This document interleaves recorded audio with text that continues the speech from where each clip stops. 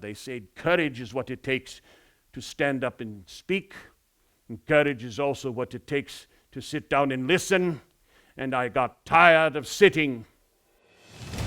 We are so thrilled to present to you Mr. Randy Otto as Winston Churchill. In a few moments of Randy coming out on stage, it was obvious to me that this man was something totally different. Battlefields are the punctuation marks of history, and not just world history, your history. What battlefield are you on today? Randy doesn't try to portray my great-grandfather. Randy absolutely embodies Winston Churchill completely. I have nothing to offer but blood, toil, tears, and sweat. You ask, what is our aim? I can say it in one word. It is victory. Victory at all costs. Victory in spite of all terror. Victory, no matter how long and hard the road may be. For without victory, there can be no survival. Winston Churchill once said, "The British people are unique in this respect, in that they love to be told how bad things are. Really, they love to be told the very worst." So armed with that truth and Churchill's indefatigable optimism, the British people believed and became one. Churchill's message is clear to 21st century leaders in companies and associations. Trust your people with the truth, and they will trust in your leadership. 20th century leadership principles for 21st century leaders. Have a clear vision in everything that you do, because it drives every strategy. Touch the troops. I flew over 1 million miles. During the war, I visited Stalin many times, Franklin Roosevelt. I had to be face to face. You cannot lead from a bunker. You must touch the troops. Turn details into action.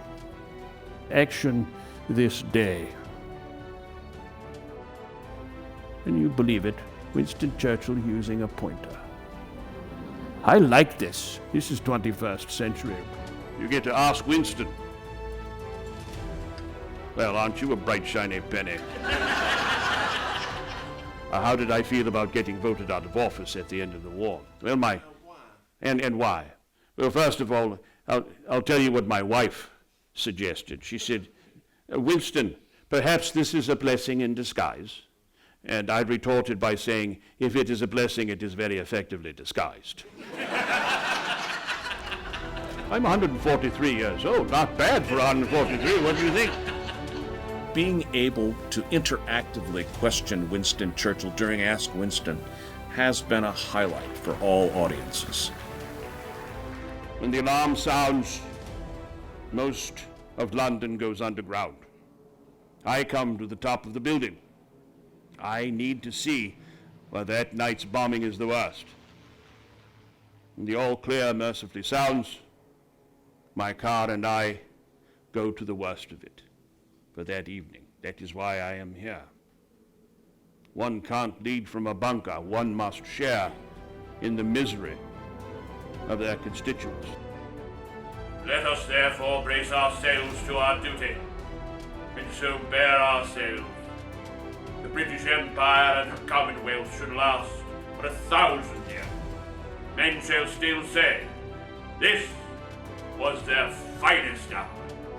Lady Nancy Astor, the very first female member of Parliament, tall, beautiful blonde woman, rose majestically, interrupted me, saying, "Mr. Churchill, if I were your wife, I should put poison in your tea."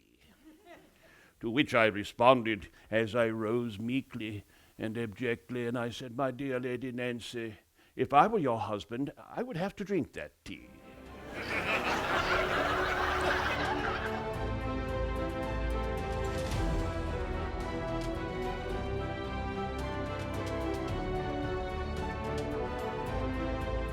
So as you organize yourself, find those people you can trust. Eliminate duplication. I believe that it took too much energy to be recriminatory. I chose to be magnanimous. Somebody maligned me, I put my arm around them and say, "You didn't really mean to say that, did you?" Be magnanimous. There's not enough of it in this world. Ladies and gentlemen, you must have a hobby. You must get involved in the creative process.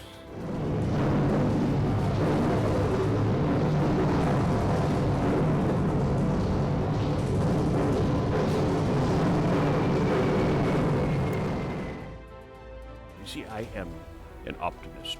I simply cannot see any other way to be. The pessimist sees the difficulty in every opportunity, but the optimist sees the opportunity in every difficulty. I have never accepted what many people have kindly said about me, that I inspired a nation, I inspired a world. Now it was their courage, their fortitude, their backbone that brought us through. It was the race and the people dwelling round the globe that had the lion's heart. I had the luck to be called upon to give the roar. And may I remind you, never, never, never give in.